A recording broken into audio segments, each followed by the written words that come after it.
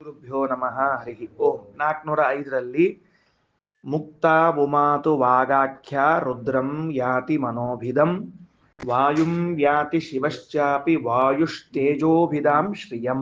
ಈ ವಾಕ್ಯ ಪ್ರಾರಂಭ ಆಗಬೇಕು. ಇದು ಸತ್ತತ್ವ ಅಂತ ಗ್ರಂಥ. ಇತಿ ಸತ್ತತ್ವೇ ಅಂತ ಹೇಳಿ ಹೊರಟಾರ.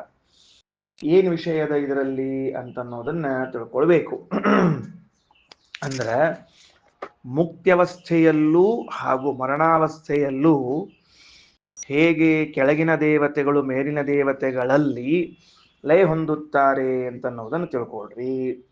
ಅಂದ್ರೆ ನಾವು ಮರಣ ಹೊಂದುವಾಗ ಈ ದೇಹದಲ್ಲಿರುವಂತಹ ಇಂದ್ರಿಯಾಭಿಮಾನಿ ದೇವತೆಗಳು ಸೋತ್ತಮ ದೇವತೆಗಳ ಲಯ ಹೊಂದುವಂತಹದ್ದು, ಹಾಗೂ ಬ್ರಹ್ಮಪ್ರಳಯ ಕಾಲ ಬಂದಾಗ ಅಧಮ ದೇವತೆಗಳು ಸೋತ್ತಮ ದೇವತೆಗಳ ಲಯ ಹೊಂದಿ ಮುಕ್ತಿಯನ್ನು ಹೊಂದುವುದು ಎರಡೂ ಒಂದೇ ರೀತಿಯ ಕೆಲಸ ಒಂದೇ ರೀತಿ ಆಗ್ತದೆ.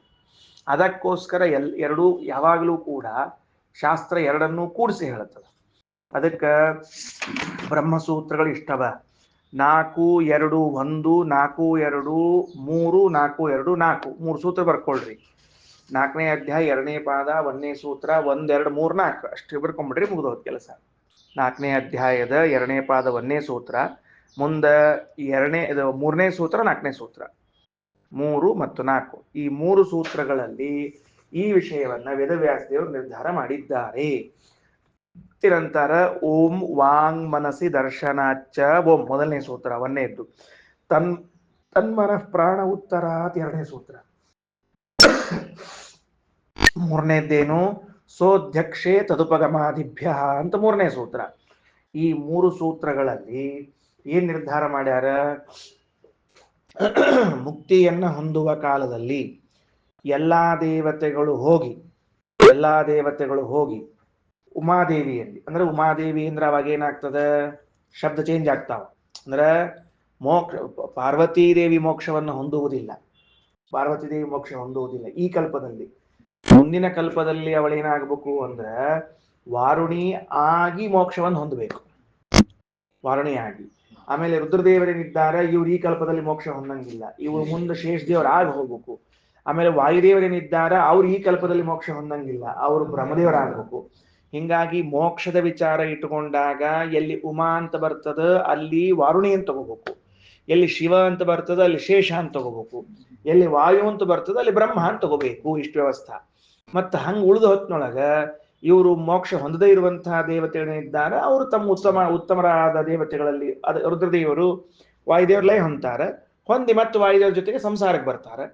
ಮತ್ತ ಉಮಾದೇವಿ ಭಾರತೀ ದೇವಿ ಜೊತೆಗೆ ಹೋಗಿ ಮತ್ತೆ ಸಂಸಾರಕ್ಕೆ ಬರ್ತಾರೆ. ಹಿಂಗ್ ತಗೋಬೇಕು ಈ ವ್ಯವಸ್ಥೆ ಹೇಳಿಗತ್ತಾರ. ಅದಕ್ಕೆ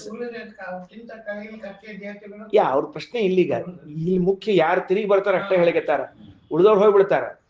ಅದನ್ನೇ ಹೇಳಿಗತ್ತೀನಿ. ಈಗ ಎಲ್ಲಾ ದೇವತೆಗಳು ಕ್ರಮವಾಗಿ ಯಾರ್ಯಾರಲ್ಲಿ ಹೋಗಿ ವಾರುಣಿ ದೇವಿಯಲ್ಲಿ ಬರ್ತಾರೆ.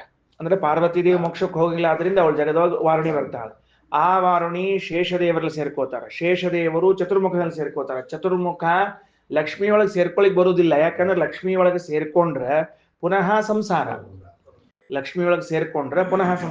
ಈ ಬೆಳಿಗ್ಗೆ ಕೇಳಿದ್ರಿ ನೀವು, ಲಕ್ಷ್ಮಿಗೆ ಹೋದ್ರ ಲಕ್ಷ್ಮಿ ಉಪಾಸನ ಮಾಡಿದ್ರ ಅನ್ಸ್ಕೊಂಡು, ಅದಕ್ಕೆ ವಾಯುದೇವರಾಗಿದ್ರೆ ಲಕ್ಷ್ಮಿಯೊಳಗೆ ಸೇರಿ ಬರ್ತಾರೆ, ಬ್ರಹ್ಮದೇವರಾಗಿದ್ರೆ ಲಕ್ಷ್ಮೀ ದೇವಿ ಭೇಟಿಯಾಗಿ ನಮಸ್ಕಾರ ಮಾಡ್ಕೊಳಕ್ಕೆ ಜೊತೆಗೆ ಹೋಗಿ ಪರಮಾತ್ಮ ಲಯ ಬರ್ತಾರೆ.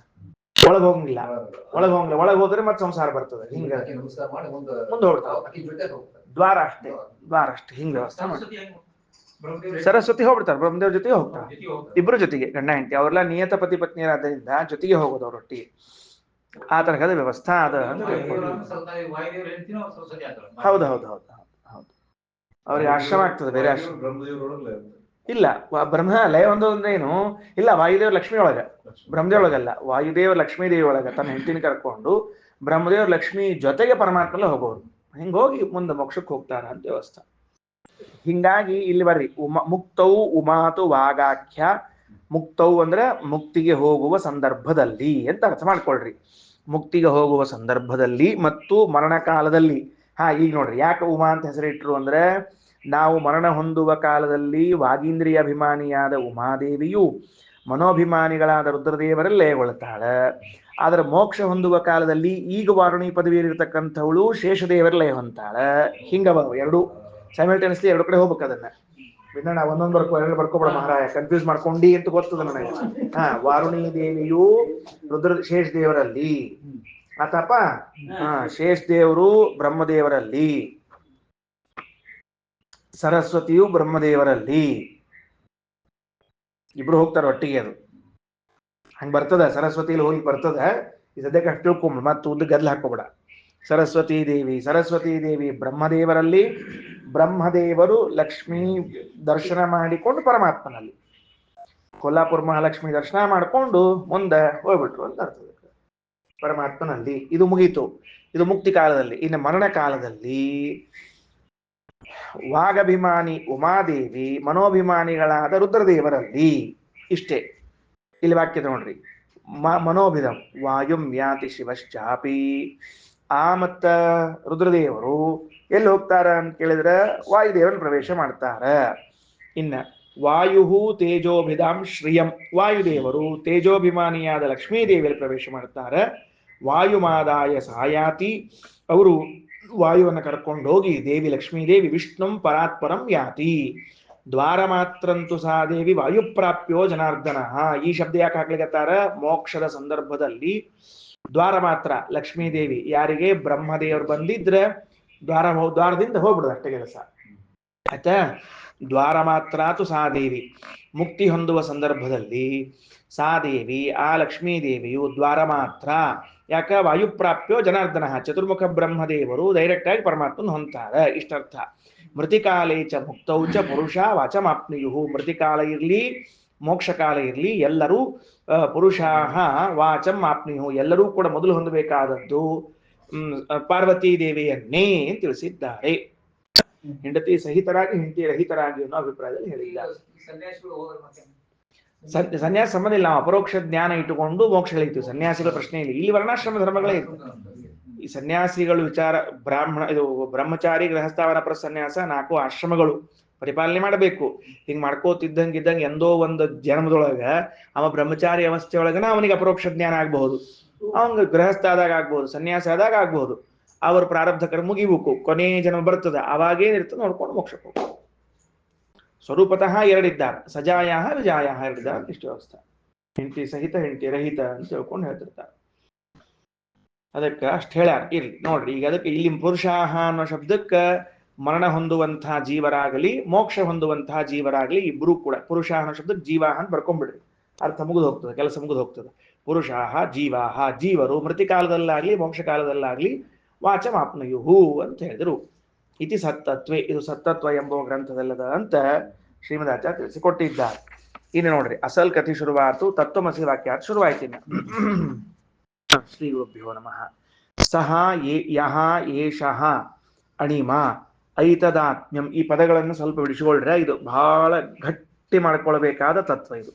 ಯಾಕಂದ್ರೆ ಎಲ್ಲಾರು ಇದು ತತ್ವಮಸಿ ಅನ್ನೋದನ್ನ ಕಾರಿನ ಮೇಲೆ ಹಾಕಿರ್ತಾರೆ, ಸ್ಕೂಟರ್ ಮೇಲೆ ಹಾಕಿರ್ತಾರೆ, ಮನಿ ಮೇಲೆ ಬೋರ್ಡ್ ಹಾಕಿರ್ತಾರೆ. ಇದರ ಅರ್ಥ ಒಂದಕ್ಷರ ಗೊತ್ತಿಲ್ಲದೆ ಇದ್ದವರೆಲ್ಲ ಇದನ್ನ ಬರೆದಿರ್ತಾರೆ.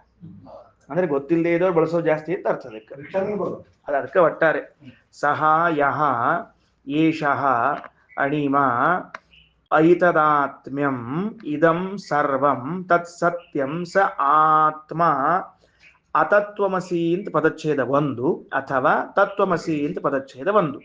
ತತ್ವಮಸಿ ಶ್ವೇತಕೇತೋ ಇತಿ ಭೂಯ ಏವ ಮಾ ಭಗವಾನ್ ವಿಜ್ಞಾಪಯಿತು ಇತಿ ತಥಾ ಸೌಮ್ಯ ಇತಿ ಹೋವಾಚ. ಈಗ ಈ ಮಂತ್ರಕ್ಕೆ ವೇದೇಶ ತೀರ್ಥ ಶ್ರೀಪಾದರು ರಾಘವೇಂದ್ರ ಸ್ವಾಮಿಗಳವರು ಏನ್ ಅವತಾರಿಕೆಯನ್ನು ಕೊಡ್ಲಿಕತ್ತಾರ ಅಂತಂದ್ರೆ, ವೇದೇಶ ತೀರ್ಥ ಶ್ರೀಪಾದರು ಏವಂ ಸರ್ವಾತ್ಮನ ಜೀವಸ್ಯ ಭಗವದಧೀನತ್ವಾತ್ ನ ಜೀವಸ್ಯ ತದಭಿನ್ನತ್ವ ಶಂಕಾ ಕಾರ್ಯ. ನೋಡಪ್ಪ, ಹಿಂಗೆಲ್ಲ ಈಗ ಮೇಲಿನ ಪ್ರಕರಣಗಳನ್ನು ಓದ್ಕೊಂಡು ಬಂದಿ ನಾವೀಗ. ಇಷ್ಟೆಲ್ಲಾ ಪ್ರಕರಣಗಳನ್ನ ಓದಿಕೊಂಡು ಬಂದ ಮೇಲೆ ನಮಗೇನ್ ತಿಳಿತದ ಅಂತಂದ್ರೆ, ಜೀವನಂತರೂ ಎಲ್ಲಾ ರೀತಿಯಿಂದಲೂ ಭಗವಂತನ ಅಧೀನ ಅಂತನ್ನೋದು ತಿಳಿದು ಬರ್ತದೆ. ಜಾಗರಾವಸ್ಥೆ ಇರಲಿ, ಸ್ವಪ್ನಾವಸ್ಥೆ ಇರಲಿ, ಸುಷುಪ್ತಾವಸ್ಥೆ ಇರಲಿ, ಹಸಿವಿರ್ಲಿ, ನೀರಡಿಕೆ ಇರಲಿ, ಆಮೇಲೆ ಹೇಳೋದಿರ್ಲಿ ಕೇಳೋದಿರ್ಲಿ, ಎಲ್ಲ ಅವಸ್ಥೆಗಳಲ್ಲೂ ಜೀವ ಯಾರ ಅಧೀನ ಆಗ್ಯಾನ? ಭಗವಂತನ ಅಧೀನನಾಗಿದ್ದಾನೆ. ಅಧೀನನಾದ ಮೇಲೆ ಆ ಜೀವನಂತರೂ ಭಗವಂತನಿಂದ ಅಭಿನ್ನನಾಗ್ಲಿಕ್ಕೆ ಸಾಧ್ಯ ಇಲ್ಲ. ಅಧೀನವಾದ ವಸ್ತು ಅಭಿನ್ನ ಹೆಂಗಾಗ್ಲಿಕ್ಕೆ ಸಾಧ್ಯ ಅದ? ನನ್ನ ಕೈಯಲ್ಲಿ ಕೆಲಸ ಮಾಡುವಂತಹ ಒಬ್ಬ ಆಳ ಮನುಷ್ಯ ನನ್ನಿಂದ ಅಭಿನ್ನ ಹೆಂಗಾಗ್ಲಿಕ್ಕೆ ಸಾಧ್ಯದ? ಅವ ಬರುವುದೇ ಇಲ್ಲ. ಯಾರಿಗೆ ಹಂಗ ಅನುಭವ ಬಂದದೇನೋ ಬಂದಿಲ್ಲ. ಆದ್ದರಿಂದ ಸರಿ, ಅದಕ್ಕೇನೀಗ ಅಂತ ಕೇಳಿದ್ರೆ ನೋಡು, ಮತ್ತ ಇಷ್ಟೆಲ್ಲಾ ಗುಣಗಳು ಇದ್ದ ಭಗವಂತನೇ ಅಹಂಕಾರ ಪಟ್ಟುಕೊಳ್ಳುತ್ತಿಲ್ಲ. ಅಷ್ಟೆಲ್ಲಾ ಗುಣಗಳಂತರೂ ನಿನ್ನಲ್ಲಿಲ್ಲ, ಅವನಿಂದ ನೀನಂತರೂ ಅಭಿನ್ನನಲ್ಲ ಅಂದಮೇಲೆ ಅಹಂಕಾರ ಯಾಕೆ ಪಡ್ತಿ? ಪ್ರಶ್ನೆ ಇಷ್ಟೇ ಪ್ರಶ್ನೆ. ಈಗ ಅಸಲಿಗೆ ಬಂತು ಕಥೆ, ಅಲ್ಲಿಗೆ ಬಂತು. ಇಷ್ಟೆಲ್ಲ ಭಗವಂತನ ಮಹಿಮಾ ಹೇಳಿ ಯಾಕೆ ಸುಮ್ಮನೆ ನಾವು ದೊಡ್ಡ ಎದೆ ಉಗಿಸ್ಕೊಂಡು ಅಡ್ಡಾಡ್ತಿರ್ತಿ ಎಲ್ಲರ? ಕೆಲವರು ಅಡ್ಡಾಡ್ತಿರ್ತಾರೆ ನೋಡ್ರಲ್ಲ, ಎದೆ ಉಗಿಸ್ಕೊಂಡು. ಯಾಕಂತ ಕೇಳಬೇಡ್ರಿ, ಬೇರೆ ಒಬ್ಬಸ್ಲಿಕ್ಕೆ ಅದಕ್ಕೆ ಎದೆ ಉಗಿಸ್ಕೊಂಡು ಅಡ್ಡಾಡ್ತಿರ್ತಾರೆ. ಆ ಎದೆ ಉಗಿಸ್ಕೊಂಡು ಅಡ್ಡಾಡ್ಬೇಕಾದ್ರೆ ಇದ್ರೊಳಗೆ ಯಾವಾಗ್ಲೂ ಒಂದು ಅಧಿಕಾರ, ಒಂದು ಹಣ, ಒಂದು ವಿದ್ಯೆ, ಒಂದು ತಾರುಣ್ಯ, ಇವುಗಳೆಲ್ಲವೂ ಕೂಡ ಈ ಅಹಂಕಾರಕ್ಕೆ ಕಾರಣವೆನಿಸಿರುವಂತಹದ್ದು. ಅದಕ್ಕೆ ಬಹಳ ಚಂದ ಹೇಳ್ಯಾರ. ಕಾದಂಬರಿ ಅಂತ ಒಂದು ಗ್ರಂಥ ಸಂಸ್ಕೃತದೊಳಗೆ, ಕಾದಂಬರಿ ಅಂತ ಹೇಳ ಬಾಣಭಟ್ಟ ಅಂತ ಬರೆದದ್ದು. ಅದ್ರಾಗ ಬರಿತಾನ, ಚಂದ್ರಾಪೀಡನಿಗೆ ತಾರಾಪೀಡ ಅಂತ ಶುಕನಾಸ ಅಂತ ಮಂತ್ರಿ. ಆ ಮಂತ್ರಿ ಹೇಳ್ತಾನ, ಎದಕ್ ಅಹಂಕಾರ ಪಡ್ತಾನ ಮನುಷ್ಯ, ವಿವೇಕ ಹೆಂಗ್ ಕೆಡ್ತದ ಅಂಬೋದಕ್ಕೆ ಇಷ್ಟು ಉದ್ದಕ್ಕೆ ಪಟ್ಟಿ ಕೊಟ್ಟಾನ್ರಿ. ಏನು ಗೊತ್ತಾತೇನು? ಅದ್ರೊಳಗ ಇವೆಲ್ಲ ಸೇರಿಸಿ ಹೇಳ್ಯಾನ. ಅದಕ್ಕೆ ವೇದೇಶ ಹೇಳಿದ್ರು, ಸರ್ವಾತ್ಮನ ಜೀವಸ್ಯ ಭಗವದಧೀನತ್ವಾತ್. ಎಲ್ಲಾ ರೀತಿಯಿಂದ ವಿಚಾರ ಮಾಡಿ ನೋಡಿದರೂ ಈ ಜೀವ ಭಗವದಧೀನ ಅಂತನ್ನೋದೇ ಸಿದ್ಧ ಆಗ್ಯದ. ಅಂದ ಮೇಲೆ ಭಗವಂತನಂಥ ವ್ಯಕ್ತಿ ಎಲ್ಲ ಉಳ್ಳವನು, ಅವನೇ ಎಂದೂ ಅಹಂಕಾರವನ್ನು ಪಟ್ಟುಕೊಂಡಿಲ್ಲ. ರಾಮಾವತಾರ ನೋಡು, ಕೃಷ್ಣಾವತಾರ ನೋಡು, ಎಲ್ಲಿ ನಮಗೆ ಮನುಷ್ಯರಂತೆ ವ್ಯವಹರಿಸಿದ್ದದೋ ಅಲ್ಲಿ ಎಲ್ಲರ ದೇವರು ಅಹಂಕಾರ ಪಟ್ಟುಕೊಂಡದ್ದಿದೆಯಾ? ಇಲ್ಲ, ಇಲ್ಲೂ ಅಹಂಕಾರ ಪಟ್ಟುಕೊಂಡದ್ದಿಲ್ಲ. ಸಪೋರ್ಟ್ ಮಾಡ್ತಾನ. ಅರ್ಜುನ ಯುದ್ಧ ಮಾಡೋ ಕಾಲಕ್ಕೆ ನಾ ಇದ್ದೀನಿ, ಹಿಂದಿದ್ದೀನಿ, ನೀ ಮಾಡು ಅಂತಾನ. ಏನನ್ನಂಗಿಲ್ಲ, ನಾನು ನೋಡ್ಕೋತೀನಿ ಬಿಡ, ನಿಂದೇನು ಅಂತ ಹಿಂಗೆಲ್ಲ ದುರಹಂಕಾರದ ಮಾತಾಡೋದಿಲ್ಲ. ಸಪೋರ್ಟ್ ಮಾಡ್ತಾನ. ರಾಮಾವತಾರದಲ್ಲಿ ತಂದೆ ತಾಯಿಗಳ ವಿನೀತನಾಗಿದ್ದಾನೆ. ಎಲ್ಲೂ ಅವಕಾಶ ಇದ್ದಾಗಲೂ ಅಹಂಕಾರವನ್ನು ತೋರಿಸಿಕೊಂಡಿಲ್ಲ. ಅಂದ ಮೇಲೆ ನೀನಾದರೂ ಅವನಿಂದ ಅಭಿನ್ನನಲ್ಲ. ನೀ ಅವನೇ ಆಗಿದ್ರೆ ಅಷ್ಟೆಲ್ಲ ಗುಣ ಅಂತ ಒಂಚೂರು ಅಹಂಕಾರಕ್ಕಾದ್ರೂ ಹಾದಿರ್ತಿತ್ತು. ಏನೂ ಇಲ್ಲ, ಆದ್ರಿಂದ ಅಹಂಕಾರ ಪಡಬೇಡ. ಇನ್ನು ಮುಂದೆ ಈ ಕಥೆ ಹೇಳ್ತದೆ. ರಾಯರು ಅದೇ ಹೇಳ್ಯಾರ, ಸರ್ವ ನಿಯಾಮಕತ್ವಾದಿ ರೂಪತ್ವಾಚ ಈಶ್ವರಸ್ಯ ನ ತ್ವಂ ಈಶ್ವರೋ ಅಸಿ. ನೀ ಅಂತರೂ ಈಶ್ವರ ಅಲ್ಲ, ಸಯಃ ಅಂತ ಹೇಳಿದ್ರು. ನೋಡ್ರಿ, ಈ ಒಂದೊಂದು ಪದಗಳಿಗೂ ಶ್ರೀಮದಾಚಾರ್ಯರು ವ್ಯಾಖ್ಯಾನ ಮಾಡ್ತಾರೆ. ಸಹ ಯಹ ಸಹ ಯಹ ಅಣಿಮ ಐತದಾತ್ಮ್ಯಂ ಇದಂ ಸರ್ವಂ ತತ್ಸತ್ಯಂ ಸ ಆತ್ಮ ಅತತ್ವಮಸಿ ಶ್ವೇತಕೇತೋ. ಅಷ್ಟು ಶಬ್ದ ಅರ್ಥ ತಿಳ್ಕೊಬೇಕು ನಾವೀಗ, ಸರಿನಾ? ಮೊದಲು ಏನ್ ಮಾಡೋಣ, ಸರಳ ಅರ್ಥ ತಿಳ್ಕೋಣಂತ. ಸಹ ಸಹ ಅನ್ನೋ ಶಬ್ದಕ್ಕೆ ಅರ್ಥ ಏನು? ಸಹ ಅನ್ನೋ ಶಬ್ದಕ್ಕೆ ಶ್ರೀಮದಾಚಾರ್ಯ ಕೆಳಗೆ ಭಾಷ್ಯ ಬರ್ದಾರ ನೋಡ್ರಿ. ಏನು? ಯೋಸೌ ನಿಯಮನಾದ್ ವಿಷ್ಣು ಸಾರತ್ವಾತ್ ಸ ಇತಿ ಸ್ಮೃತಃ. ಸಾರಭೂತನಾದದ್ದರಿಂದ ದೇವರಿಗೆ ಸಹ ಸಹ ಎಂದು ಕರೆಯುತ್ತಾರೆ ಉಪನಿಷತ್ತಿನಲ್ಲಿ. ಅರ್ಥ ಆಯ್ತಾ? ಮೂಲ ಪುಸ್ತಕದಲ್ಲೇ ಪೆನ್ಸಿಲ್ ತಗೊಂಡು ಅಂಡರ್ಲೈನ್ ಮಾಡ್ಕೋತ ಬರ್ರಿ, ಅಂದ್ರೆ ಅದನ್ನ ನೋಡಿದಾಗ ನೆನಪಾಗ್ತಿರ್ತದೆ. ಸಾರತ್ವಾತ್ ಸಹ, ಬಹಳ ಚಂದ. ಅಂದ್ರೆ ಸಹ ಅನ್ನುವಂತಹ ಪದವು ರೂಢಿಯಲ್ಲಿ, ಸಂಸ್ಕೃತ ಭಾಷೆಯಲ್ಲಿ ರೂಢಿಯಲ್ಲಿ ಸಹ ಅಂದ್ರೆ ಅವನು ಅಂತ ಅರ್ಥ ಇದೆ. ಆದರೆ ಭಗವಂತನ ವಿಷಯದಲ್ಲಿ ವೇದ ಬಳಸುವಾಗ ಸಹ ಅನ್ನುವಂತಹ ಶಬ್ದವನ್ನ ಸಾರತ್ವಾತ್ ಸಹ ಅಂತ ಬಳಸಿದ್ದಾರೆ. ಹಿಂಗಂದ್ರೆ ಏನ್ರಿ? ಸಾರತ್ವಾತ್ ಸಹ ಅಂದ್ರೆ ಅರ್ಥ ಏನ್ ಮಾಡ್ಬೇಕು ನಾವೀಗ ಅಂತಂದ್ರ, ಸಾರತ್ವ ಸಾರ ಅಂದ್ರೆ ಏನು? ಸಾರ ಅಂದ್ರೆ ಶ್ರೇಷ್ಠ ಅಂತ ಅರ್ಥ. ಸಾರ ಅಂದ್ರೆ ಶ್ರೇಷ್ಠ, ಬರ್ಕೊಂಡಿಟ್ಕೊಳ್ರಿ. ಸಾರ, ಸಾರು, ಹುಳಿ ಎಲ್ಲ ಗೊತ್ತಾಗಬೇಕಲ್ಲ ಮತ್ತ. ಸರಿ ಆಯ್ತಾ? ಸಾರತ್ವಾತ್ ಏನಾಗ್ಯದ? ಸಹ ಆಗ್ಯದ.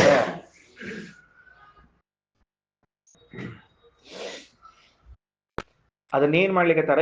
ಇದು ಭಾಷಾ ಜ್ಞಾನ ಆಗ್ಬೇಕು ನಮಗೆ. ಸಾರತ್ವಾತ್ ಸಹ ಅಂದ್ರೆ, ನಾನು ಈ ವ್ಯಕ್ತಿಯನ್ನು ಸಹ ಎಂದು ಯಾಕೆ ಕರಿತೇನೆ ಅಂದ್ರೆ, ಅವನಲ್ಲಿರುವ ಸಾರತ್ವವೆಂಬ ಗುಣ ಅದು ನನ್ನನ್ನ, ಇವನನ್ನ ಸಹ ಅಂತ ಕರೀಲಿಕ್ಕೆ ಪ್ರಚೋದಿಸುತ್ತಿದೆ. ಹಿಂಗ ಅರ್ಥ ಮಾಡ್ಬೇಕು. ಗೊತ್ತಾಯ್ತಾ? ನನ್ನನ್ನು ಈ ವ್ಯಕ್ತಿಗೆ ಸಹ ಅಂತ ಕರೀಲಿಕ್ಕೆ ಪ್ರಚೋದಿಸುತ್ತಿರುವಂತಹದ್ದು ಯಾವುದು ಅಂದ್ರೆ ಸಾರತ್ವ, ಶ್ರೇಷ್ಠತ್ವ. ಅವನಲ್ಲಿರುವಂತಹ ಶ್ರೇಷ್ಠತ್ವವು ನನಗೆ ಅವನನ್ನು ಏನ್ ಕರಿ ಅಂತ ಹೇಳಿಗತ್ತದ? ಸಹ ಅಂತ ಕರಿ ಅಂತ ಹೇಳಿಗತ್ತದ. ಅನ್ನೊಂದವ್ರ ಅರ್ಥ ಆಯ್ತಾ? ನೆಕ್ಸ್ಟ್ ಯಹ. ಯಹ ಅನ್ನೋ ಶಬ್ದಕ್ಕೆ ಅರ್ಥ ಏನು ಅಂದ್ರ, ಯಮನಾತ್ ಜ್ಞಾನರೂಪತ್ವಾದ್ವಾ ಯಹ ಕೆಳಗೆ ಬರ್ರಿ ಶ್ರೀಮದಾಚಾರ್ಯ ಭಾಷ್ಯ ಯೋಸೌ ನಿಯಮನಾದ್ ವಿಷ್ಣು ಯಹ ಅಂತ ಪರಮಾತ್ಮನಿಗೆ ಕರಿಬೇಕು. ಅಸೌ ಅಂದ್ರೆ ಈ ಪರಮಾತ್ಮನಿಗೆ. ಯಾಕಂದ್ರೆ ನಿಯಮನಾಥ್ ಅದು ಹೇತು. ನಿಯಮನಾಥ್ ಎಂಬುದು ಎಲ್ಲ ಪಂಚಮ್ಯ ಅಂತ ಇರ್ತಾವ ನೋಡ್ರಿ, ಅವೆಲ್ಲ ಏನ್ ಕರಿಬೇಕು? ಈ ಕಾರಣದಿಂದ, ಈ ಕಾರಣದಿಂದ ಅಂತ ಅರ್ಥ ಮಾಡ್ಕೋತ ಹೋಗ್ಬೇಕು. ಏನು ಒಳ್ಳೆ ಕ್ರಮ? ಸಾರತ್ವಾತ್ ಪಂಚಮಿ, ನಿಯಮನಾಥ್ ಪಂಚಮಿ ಅಂದ್ರೆ ಪಂಚಮಿ ಎಂಬುದು ಏನ್ ಮಾಡ್ತದ? ಕಾರಣವನ್ನು ಹೇಳ್ತದ. ದೇವರು ನೇಮಿಸುತ್ತಾನೆ, ಆದ್ದರಿಂದ ಅವನಿಗೆ ಯಹ ಎಂದು ಕರೆಯಬೇಕು. ಶ್ರೀನಿವಾಸ ಅರ್ಥ ಆಯ್ತಾ? ಕುಲಕರ್ಣಿ ಅವರು ಏನಂತ? ನಿಯಮನಾತ್ ಯಹ, ನಿಯಮಿಸುವುದು. ನಿಯಮಿಸುವುದು ಅಂದ್ರೆ ಅರ್ಥ ಏನು? ನಿಯಮನ ಮಾಡುವುದು ಅಂದ್ರೆ ಅರ್ಥ ಏನು ಅಂದ್ರೆ ಗೊತ್ತಿರಬೇಕು. ನಿಯಮನ ಅಂದ್ರೆ ಅರ್ಥ ಏನು ಅಂದ್ರೆ ಸ್ವಸ್ವವ್ಯಾಪಾರೇಷು ಪ್ರೇರಣಂ. ಏನು ಆನಂದ ಅವ್ರ ಒಂದ್ಸಲ ಹೇಳ್ರಿ ಬಾಯಲ್ಲಿ, ಸ್ವಸ್ವವ್ಯಾಪಾರೇಷು ಪ್ರೇರಣಂ. ಗುರಾಜ್ ಅವ್ರು ಹೇಳ್ರಿ, ಸ್ವಸ್ವವ್ಯಾಪಾರೇಷು ಪ್ರೇರಣಂ. ಸ್ವ ವ್ಯಾಪಾರ, ನಾವು ಮಾಡಬೇಕಾದ ಕೆಲಸಗಳಲ್ಲಿ ನಮ್ಮನ್ನ ತೊಡಗಿಸುವುದನ್ನೇ ನಿಯಮನ ಎಂದು ಕರೆಯುತ್ತಾರೆ. ಸರಳ ಸಿಂಪಲ್ ಆಗಿ ಹೇಳಿದ. ಏನ್ರಿ ಒಡೆಕರಾಚಾರ?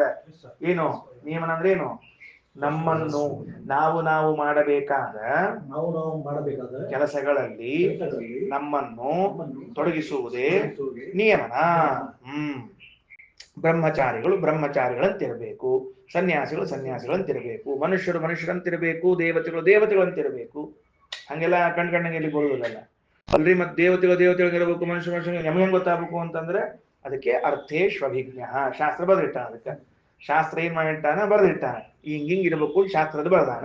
ನಾವು ಓದಿದ್ವಿ, ನಮಗೆ ಹಂಗಂಗಿರೋ ಪ್ರಯಾಣ ಮಾಡಿದ.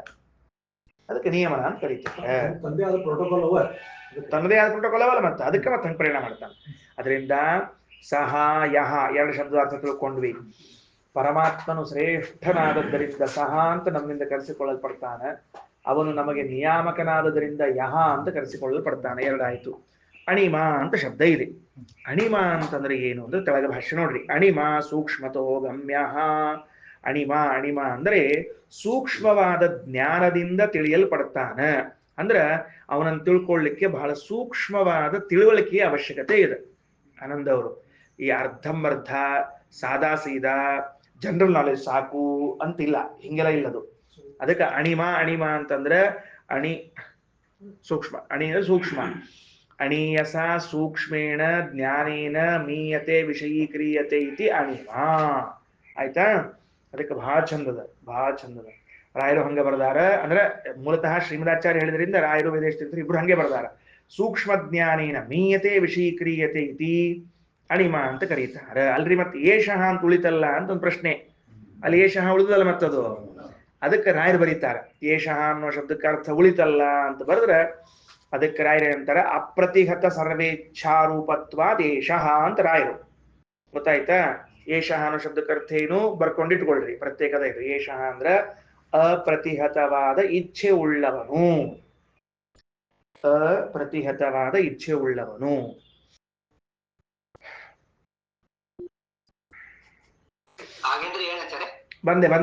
ಬಂದೆ ಸರ್. ಆಚಾರ್ ಬಂದಾರ್ ಹೇಳ್ತಾರೆ. ಏನು ಅಂದ್ರೆ ಪ್ರತಿಹತ ಅಂದ್ರೆ ಅಡೆತಡೆಗಳು.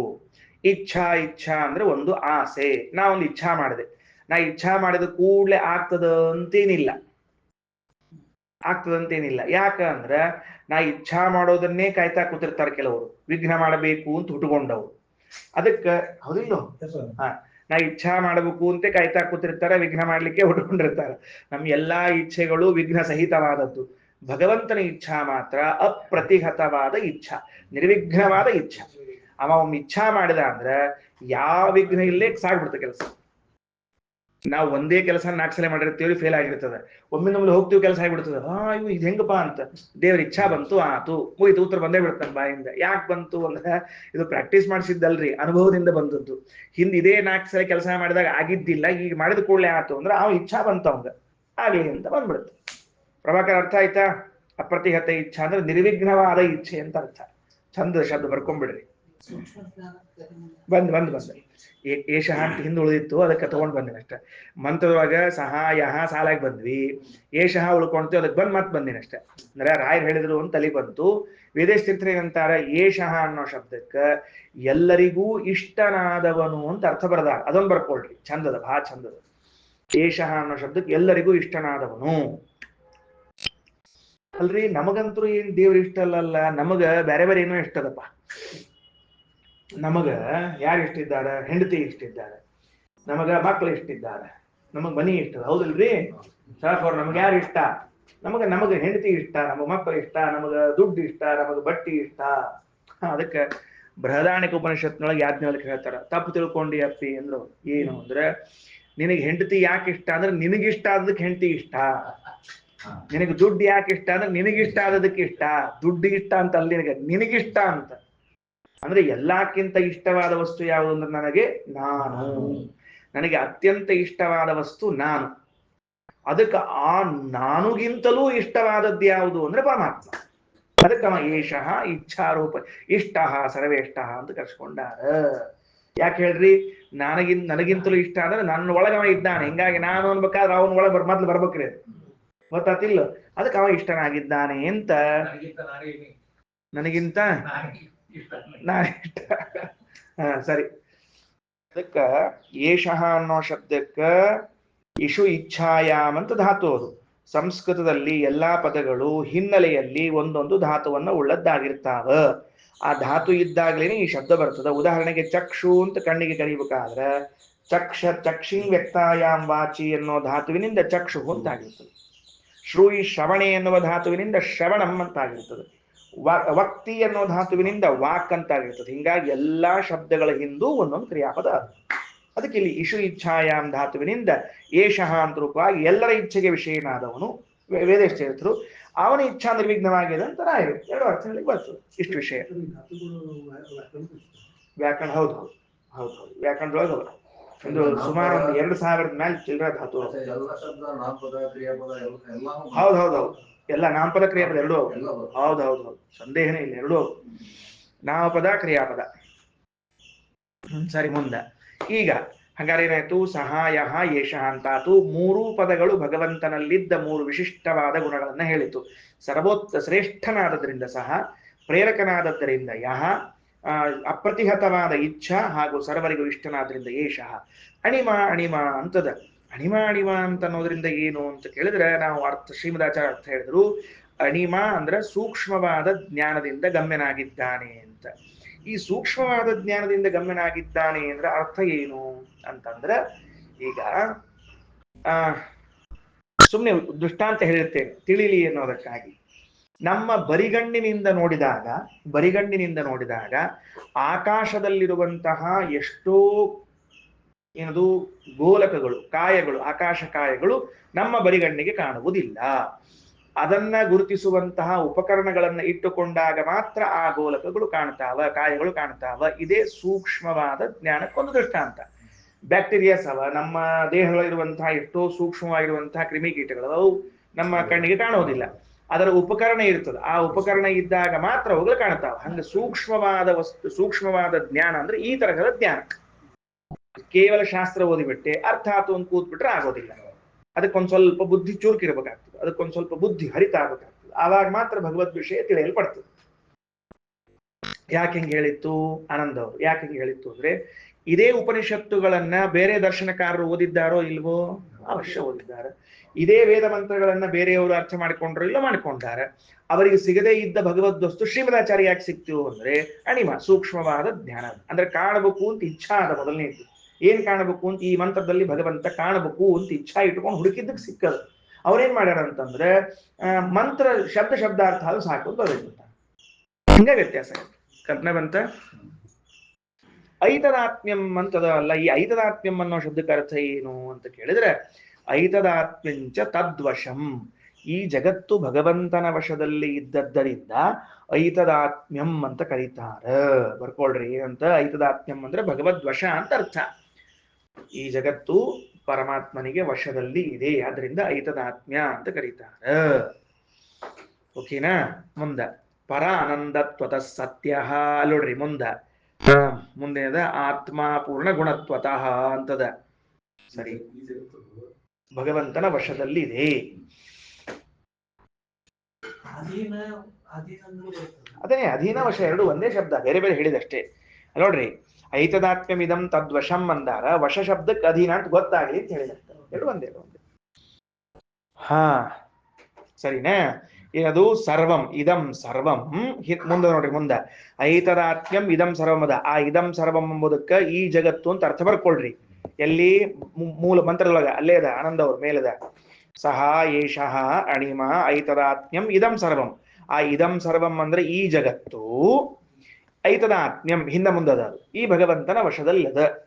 ಈ ಜಗತ್ತು ಪೂರ್ಣ ಭಗವಂತನ ವಶದಲ್ಲದ ಅಂತ ಅರ್ಥ. ಹಾ ಸರಿ, ಮುಂದ ತತ್ ಸತ್ಯಂ. ಆ ಭಗವಂತ ಹೆಂಗಿದ್ದಾನ? ಸತ್ಯ ಆಗ್ಯಾನ. ಅದಕ್ಕೆ ಕೆಲವು ಆಚಾರ್ಯ ಏನ್ ಮಾಡ್ಬಿಟ್ರು, ಆ ಆಚಾರ್ಯ ಏನ್ ಮಾಡ್ಬಿಟ್ರು ಅಂದ್ರೆ, ಕೆಲವು ಆಚಾರು ಭಗವಂತ ಸತ್ಯ, ಉಳಿದವ್ರು ಸುಳ್ಳು ಅಂತ ಬರ್ಬಿಟ್ರು. ಹೌದು, ಅವ್ರಿಗೆ ಅನುಕೂಲ ಆಯ್ತು. ಅವರಿಗೆ ತತ್ ಸತ್ಯಂ, ಆ ಭಗವಂತ ಸತ್ಯ, ಉಳಿದವರು ಸುಳ್ಳು. ಏನ್ ಶಾಣೆ ಇದ್ದೀವೋ. ಅದಕ್ಕೆ ತತ್ ಸತ್ಯಂ ಅನ್ನೋ ಶಬ್ದಕ್ಕೆ ಶ್ರೀಮದ್ ಆಚಾರ್ಯ ಬರೀತಾರೆ, ಪರಾನಂದತ್ವತ ಸತ್ಯ. ಭಗವಂತನಿಗೆ ಸತ್ಯ ಅಂತ ವೇದ ಕರೆದದ್ದು ಯಾವ ಅರ್ಥದಲ್ಲಿ ಅಂದ್ರೆ, ಪರಾನಂದ, ಅತ್ಯಂತ ಶ್ರೇಷ್ಠವಾದ ಆನಂದ ಉಳ್ಳವನಾದ್ರಿಂದ ಸತ್ಯ ಅಂತ ಕರಿಬೇಕು. ಪರಾನಂದತ್ವತ ಸತ್ಯ. ಗೊತ್ತಾಯ್ತಾ? ಪರ ಆನಂದ ಅಂದ್ರೆ ಉತ್ಕೃಷ್ಟವಾದ ಆನಂದ. ದೇವರಲ್ಲಿರುವಂತಹ ಸುಖ ಅದು ಎಷ್ಟು ಉತ್ಕೃಷ್ಟವಾಗಿದೆ ಅಂತಂದ್ರೆ, ವೇದಕ್ಕ ಅದಕ್ಕೊಂದು ಹೆಸರು ಕೊಡೋ ಸ್ಟೇಜ್ ಬಂದ್ಬಿಡ್ತೀರಿ. ಗೊತ್ತಾಯ್ತಾ? ಸತ್ಯ ಅಂತ ಕರಿಬೇಕಾದ್ರೆ ದೇವರು ಅನುಭವಿಸುವ ಆನಂದವನ್ನ ಕಂಡು ಕುಣಿದು ಸತ್ಯ ಅಂತ ಕರೆದ್ಬಿಡುತ್ತೆ. ನಮ್ ದೇವರ ಆನಂದ ಎಲ್ಲರ, ಅದಕ್ಕೆ ಸತ್ಯ ಅಂತ ಕರೆಯೋಣ ಅಂತ ಕರೆದ್ಬಿಡುತ್ತೆ. ಉಳಿದವ್ರಿಗೆ ಏನ್ ಅನಿಸ್ಬಿಡ್ತು? ದೇವರೊಬ್ಬನ ಸತ್ಯ, ಉಳಿದವರೆಲ್ಲ ಸುಳ್ಳು ಅನಿಸ್ಬಿಡ್ತು. ಹಿಂಗಾಗ್ತಾ ಇರ್ತಾವ. ಇನ್ನು ಮುಂದೆ ಸತ್ಯಂ ಸ ಆತ್ಮ. ಮುಂದೆ ಅವ ಏನಿದ್ದಾನ? ಆತ್ಮ ಆಗ್ಯಾನ. ಆತ್ಮ ಅಂದ್ರೆ ಪೂರ್ಣ ಗುಣತ್ವತಃ, ಪೂರ್ಣ ಗುಣವುಳ್ಳವನಾದ್ರಿಂದ ದೇವರಿಗೆ ಆತ್ಮ ಎಂದು ಕರೆಯುತ್ತಾರೆ. ಒಂದೊಂದು ಗುಣಗಳು ಪೂರ್ಣವ, ಯಾವುದೂ ಅರ್ಧಂಬರ್ಧ ಇಲ್ಲ. ಕೆಲವರಿಗೆ 4 ಸಬ್ಜೆಕ್ಟ್ ಓದಿರ್ತಾರೆ, ಎಲ್ಲ ಅರ್ಧಂಬರ್ಧ ಓದಿರ್ತಾರೆ. ಈ ಕಡೆ ಸೈನ್ಸು ಅದು ಅರ್ಧಂಬರ್ಧ, ಆ ಕಡೆ ಮ್ಯಾಥ್ಸು ಅದು ಅರ್ಧಂಬರ್ಧ, ಈ ಕಡೆ ಹಿಸ್ಟ್ರಿ ಅದು ಅರ್ಧಂಬರ್ಧ. ಅದಕ್ಕೆ ಅವರು ಏನ್ ಮಾತಾಡ್ಲಿಕ್ಕೆ ನಿಂತರು ಎಲ್ಲ ಮಾತಾಡ್ತಿರ್ತಾರೆ. ಯಾಕೆ ಹೇಳ್ರಿ? ಅಷ್ಟು ಅರ್ಧ ಓದಿರ್ತಾರೆ. ಉದಾಹರಣೆ, ಪ್ರತಿಯೊಂದು ಗುಣಗಳು ಪೂರ್ಣ ಒಂದು ಹೇಳೋಣ ಅಂತ.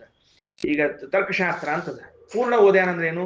ಫಸ್ಟ್ ಗ್ರಂಥ, ಮೊದಲನೇ ಗ್ರಂಥದಿಂದ ಹಿಡ್ಕೊಂಡು ಕೊನೆ ಗ್ರಂಥದವರೆಗೂ ಓದಿದ್ದ ಅಂದ್ರೆ ತರ್ಕಶಾಸ್ತ್ರ ಪೂರ್ಣ ಓದ್ಯಾನ ಅಂತ ಅರ್ಥ. ವೇದಾಂತ ಪೂರ್ಣ ಓದ್ಯಾನ ಅಂದ್ರೆ ಮೊದಲನೇ ಗ್ರಂಥದಿಂದ ಹಿಡ್ಕೊಂಡು ಕೊನೆ ಗ್ರಂಥ ತಕ್ಕ ಓದ್ಯಾನ ಪೂರ್ಣ ಓದ್ಯಾನ ಅಂತ. ಹಂಗ ಭಗವಂತನ ಗುಣಗಳು ಪೂರ್ಣ ಅಂದ್ರೆ ಅದರ ಯಾವ ಕೊರತೆಗಳು ಇಲ್ಲ, ಉಳಿದದ್ದು ಮತ್ತ ಮಿಶ್ರಣವೂ ಆಗಿಲ್ಲ. ನಿತ್ಯ ನಿರ್ದುಃಖ ನಿರತಿಶಯ ಪೂರ್ಣ ಗುಣತ್ವಾತ್ ಸತ್ಯಂ ಅಂತ ಅದರೊಳಗ ಭಾಗವತ್ ತಾತ್ಪರ್ಯದೊಳಗೆ ಹೇಳ ಆಚಾರದನ್ನ ಹೇಳೋಣ ಅಂತ. ಆತ್ಮ ಪೂರ್ಣ ಗುಣತ್ವತಃ ತಿಳಿತಿಲ್ಲೋ? ಇನ್ನ ಅದಕ್ಕೆ ಮುಂದಿನ ವಾಕ್ಯ ಒಂದು ಓದಿಸೋಣಂತ. ಸತ್ಯತೋ ನಾಸಿ ತ್ವಂ ಹಿ ಬಾಭೂತೆ ಸ್ತಬ್ಧತಾ ತತಃ. ವಾಸ್ತವದಲ್ಲಿ ತ್ವಂ ತತ್ ನ ಅಸಿ, ಭಗವಂತನಲ್ಲ ನೀನು. ಸತ್ಯತಃ, ವಾಸ್ತವದಲ್ಲಿ ನೀನು ಭಗವಂತನಲ್ಲ, ನೀನು ಭಿನ್ನ. ಮಾಭೂತೆ, ನಿನಗೆ ಸ್ತಬ್ಧತಾ ಬೇಡ, ಅಹಂಕಾರ ಬೇಡ. ಸ್ತಬ್ಧತಾ ಅಂದ್ರೆ ಏನು? ಅಹಂಕಾರ ಅಂತ ಅರ್ಥ. ತತಃ ತಸ್ಮಾತ್, ಆದ್ದರಿಂದ, ಯಾವುದರಿಂದ?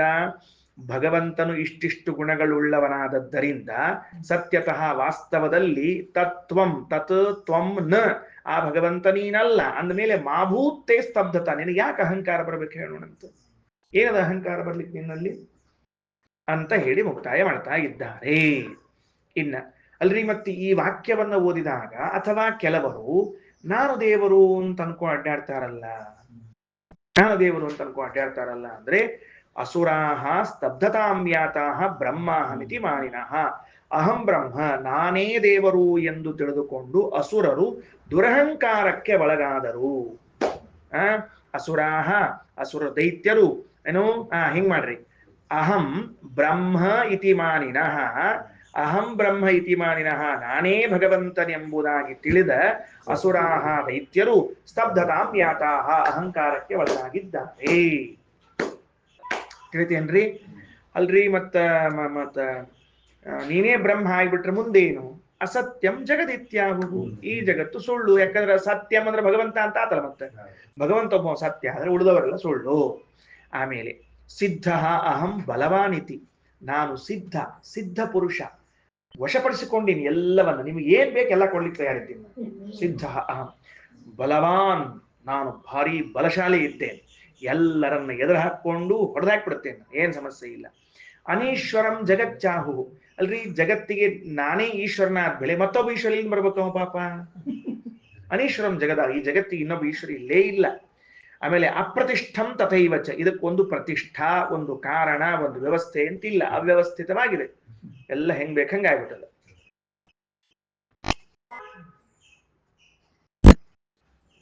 ಅಪ್ರತಿಷ್ಠಿತ ಅನೀಶ್ವರಂ ಜಗಚ್ಚಾಹು ಅಪ್ರತಿಷ್ಠಂ ತಥೈವಚ ಚೇತನೈಕತ್ವ ವಿಷಯಾನ್ ವೇದಾನಾಹುಶ್ಚ ಸರ್ವಶಃ, ಎಲ್ಲಾ ವೇದಗಳು ಒಬ್ಬ ಚೇತನ ಕುರಿತು ಮಾತಾಡ್ತಾವ, ಉಳಿದ ಯಾವ ಚೇತನಗಳು ಇಲ್ಲವೇ ಇಲ್ಲ, ಎಲ್ಲ ಮಿಥ್ಯ, ಅಹಂ ಬ್ರಹ್ಮಾಸ್ಮಿ ಒಂದು ಸತ್ಯದ ಅಂತ ಹೇಳ್ಯಾರ. ಕುತರ್ಕ ಪರಮ ನಿತ್ಯಂ ನ ಸಹಂತೆ ಗುಣಾನ್ ಹರೇಹೇ, ಅದಕ್ಕೆ ಮೂಲ ಕಾರಣ ಹೇಳ್ತಾರೆ ಶ್ರೀಮದಾಚಾರ್ಯರು.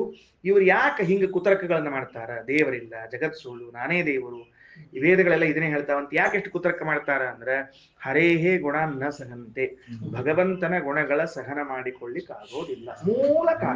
ಮೂಲ ಕಾರಣ ದೇವರ ಗುಣಗಳನ್ನು ಕಂಡ್ರೆ ಆಗೋದಿಲ್ಲ. ಜಗತ್ತೊಳಗೂ ಸಹ ಬೇಕಾದಷ್ಟು ಕಂಡೀವಿ ನಾವು. ನನ್ನ ಗುಣಗಳನ್ನು ನೋಡಿ ಕಾಣ್ಲಿಕ್ಕೆ ಆಗದೇ ಇದ್ದವ್ರು ನನ್ನ ಬಗ್ಗೆ ಅಪವಾದವನ್ನ ಮಾಡಿ ಬಿಡ್ತಾರೆ. ಹೆಂಗರ ಮಾಡಿ ಮತ್ತೆ ಅಸಹನೆಯನ್ನು ಹೊರಗೆ ಹಾಕ್ಬೇಕಲ್ಲ. ಆ ಅಸಹನೆ ಹೆಂಗ್ ಬರ್ತದ ಅಂದ್ರೆ ದೇವರ ವಿಷಯದಲ್ಲಿ ತಪ್ಪಾಗಿ ಹೇಳಿ ಬರ್ತದ. ಗೊತ್ತಾಯ್ತಿಲ್ರಿ? ಈಗ ನ ಸಹಂತೆ ಗುಣಾನ್ ಹರೇ ಹೇ ಶ್ರೀಕೃಷ್ಣ ಮಸ್ತು.